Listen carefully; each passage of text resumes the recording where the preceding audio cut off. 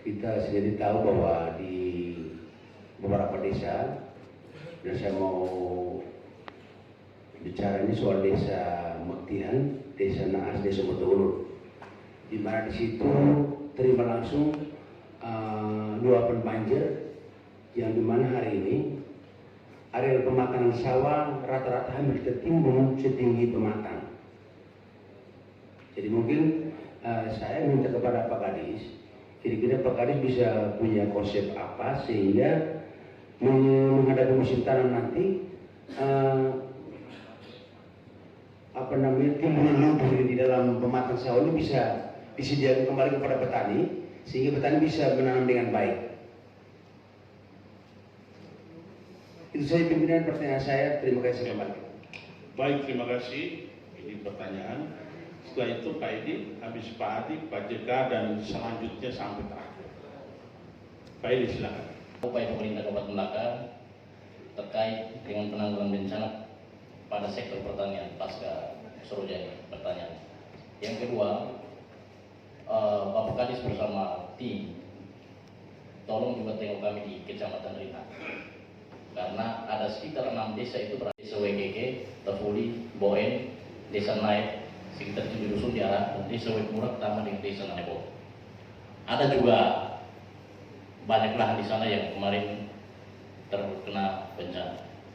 Coba dibayangkan saja kalau di daerah hilir saja kemarin banjir seperti tinggi itu, bagaimana dengan kondisi kami yang di daerah hulu. Yang ketiga, saya kira untuk dinas pertanian cukup. Nanti kita pendalaman teknisnya nanti di rapat komisi nanti. Silakan teman-teman memperdalam di rapat komisi bersama kita. Oleh karena itu saya kira untuk pertanyaan mungkin saya punya 2 pertanyaan, dan yang ketiga adalah surat terakhir untuk kita bawa ke komisi untuk dibahas di sana terkait dengan teknis pelanggaran dan lain sebagainya. Terima kasih pimpinan saya kembali. Baik, terima kasih pimpinan. Mohon izin langsung. Pasca banjir bandang Benenai, saya sudah berbicara 2 kali di forum rapat dengan pendapat seperti ini. Sebelumnya itu dengan Bapak Penjabat Bupati, Bapak Victor Manek, saya sudah sampaikan. Tetapi selama waktu 3 bulan setelah Bapak Bupati terpilih dilantik, belum ada tindakan atau solusi yang saya lihat ya. Jadi Bapak PLT Kadis Pertanian, pasca banjir bandang Benenai itu khusus lahan pertanian itu mengalami 2 kondisi. Yang pertama, ada kondisi yang masih bisa ditanami lagi di musim tanam kedua, baik jagung maupun padi, dan ada lahan pertanian yang sudah tidak bisa ditanami lagi karena sudah tertimbun batu, pasir, dan lumpur. Nah, terkait kondisi lahan pertanian yang sudah tidak bisa ditanami lagi, saya kira Dinas Pertanian perlu menyiapkan solusi yang tepat. Karena apa? Kondisi banjir kemarin itu, pada saat semua lahan pertanian itu lagi persiapan panen, tapi karena belum sempat panen, semua sudah terhanyut di bawah arus banjir. Jadi terus terang Bapak Kadis, sampai hari ini khusus di wilayah Dapil 3, Desa Numpuni, Takarai, Desa Bilaran, dan Tunmat, kemarin saya ke sana, itu masyarakat itu sangat kesulitan untuk kebutuhan makan sehari saja. Itu sangat kesulitan. Karena apa? Semua lahan pertanian mereka itu ludes, dan lahan pertanian mereka itu sampai hari ini sudah tidak bisa ditanami lagi karena sudah tertimbun batu dan pasir. Lalu persoalan yang berikut, sampai saat ini beberapa desa yang saya sebutkan di wilayah Dapil 3 itu belum tersentuh bantuan dari pemerintah daerah Kabupaten Melaka. Dan ini fakta. Jadi saya minta untuk Pak Kadis PLT dan Bapak Sekda, tolong dipikirkan, ya, karena saat ini masyarakat yang tadi saya sampaikan itu betul-betul kesulitan untuk kebutuhan makan sehari-hari. Sekian pimpinan, saya kembalikan. Baik, terima kasih. Lanjut, Pak JK. Baik pimpinan, saya langsung saja. Saya berpikir-pikir kalau saya ngomong terus, kadang-kadang rakyat ini mengamuk pimpinan. Dia hanya bisa meminta kepada pemerintah saja, hanya bisa meminta kepada pemerintah saja, tidak memberikan memberikan solusi saya untuk bidang pertanian, khususnya di daerah W5, Malaka Barat, Wiku, di bidang pertanian lahan basah. Musim pertama saja sudah gagal, apalagi musim kedua. Solusinya adalah segera kita beli mesin pompa kayak Jawa. Jawa itu tidak ada mata air besar, tidak ada. Dorong sistemnya sistem sel pompa yang besar. Harganya sekitar 1 juta. Yang besar kan itu baru bisa. itu solusinya. Mungkin itu saya terima kasih pimpinan. Baik Pak JK, itu yang dibahas dan tadi itu intinya yang terakhir yang itu uang itu. Baik, lanjut. Kang Neta, Ibu Bernadetta. Saya izin langsung saja. Yang pertama adalah yang tadi yang kita perdebatkan, masalahnya kita kekurangan uang dan lain-lain, sedangkan untuk lahan basah kita butuh air, kita butuh mesin pompa dan lain-lain, uang terbatas. Saya pikir begini, mungkin yang lahan basah kita alih fungsikan saja. Kita alih fungsikan bahwa yang kemarin kita tanam padi mungkin kita rubah tanam jagung. Ini tergantung dari keahlian dari dinas. Makanya tadi saya bilang penyuluh itu penting. Penyuluh yang mendekatkan semua metode pertanian ini kepada petani. Tergantung masyarakat mau menerima atau tidak. Dari dulu saya sarankan bahwa dinas itu paling kurang harus mempunyai kebun percontohan atau pilot project namanya. Itu baru kita bisa mencapai itu swasembada pangan itu. Jadi kurang lebih begitu supaya kita tidak terlalu butuh uang daripada kita usulkan sesuatu terus Pak Sekda dan PLT Kadis bilang uang tidak ada ya. Sekarang kita alih fungsikan itu lahan itu dari lahan basah menjadi lahan kering. Kita dari tanam padi menjadi tanam jagung. Ini disinilah fungsi PPL yang kita pergunakan. Metode ini sudah saya anjurkan dari dulu sejak saya di Komisi 2. Tapi memang tidak terlalu ada respect dari dinas. Yang berikut, yang tadi menurut penjelasan bahwa dana 1M untuk perbaikan itu alat pertanian semua itu 200. Pak Kadis bilang dipakai untuk gaji teko. Loh, dipakai untuk gaji teko. Terus hanya tersisa 200 juta untuk perbaikan.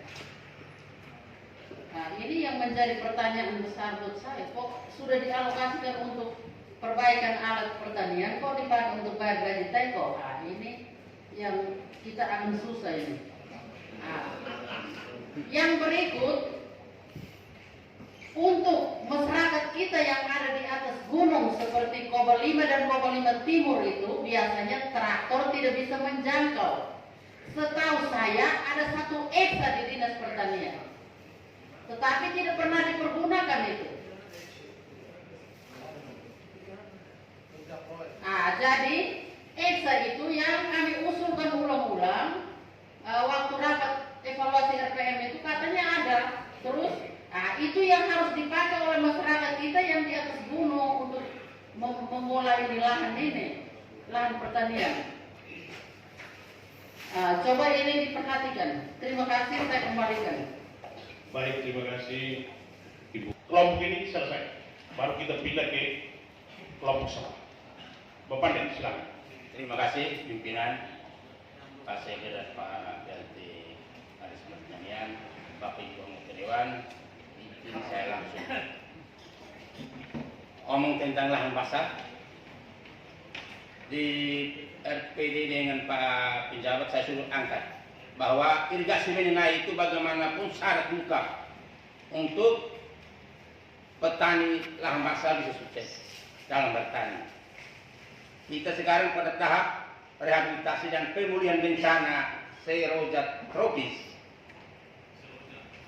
Masyarakat juga masih mengeluh dan sebagian besar petani lahan basah gagal panen.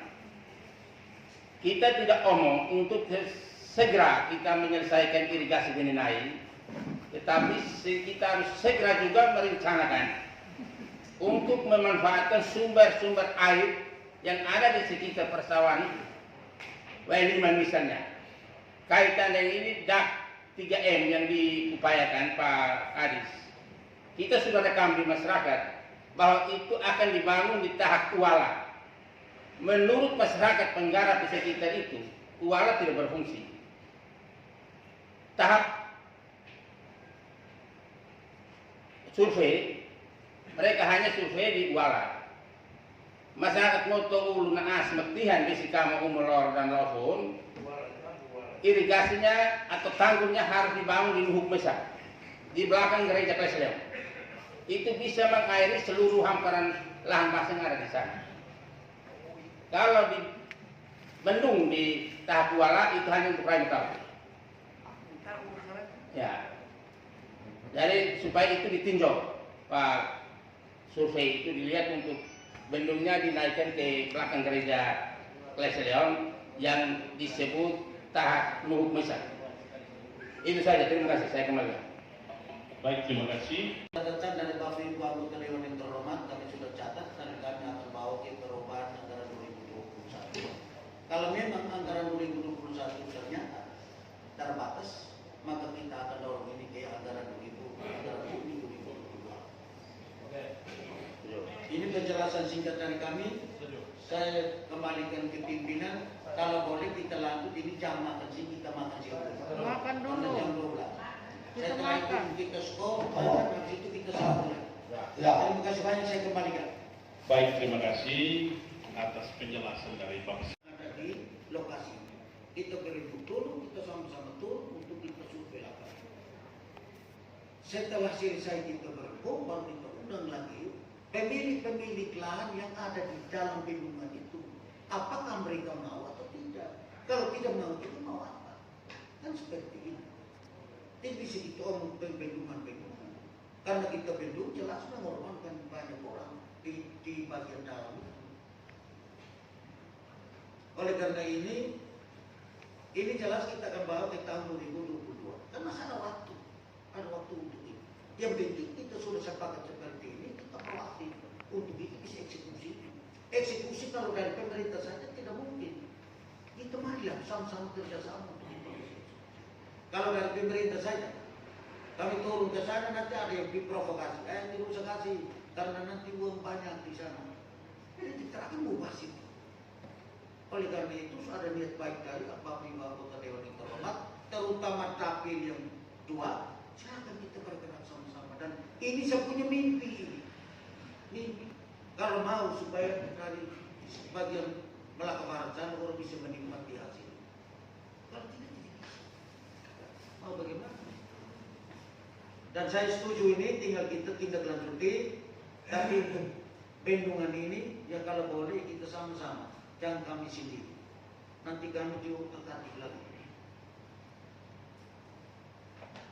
Oke, saya pikir ini kita sudah sepakat bahwa teknisnya kita akan bawa komisi. Saya pikir tutup sudah supaya kita masuk di agenda yang lain dan Pak Wakil saya setuju. Saya mewakili Pak Bupati, saya setuju untuk kita tutup agenda yang kedua ini, kita masuk lagi ke agenda yang lain. Kalau memang sudah tidak ada lagi, kami mohon diri untuk bersiap. Oke, silakan.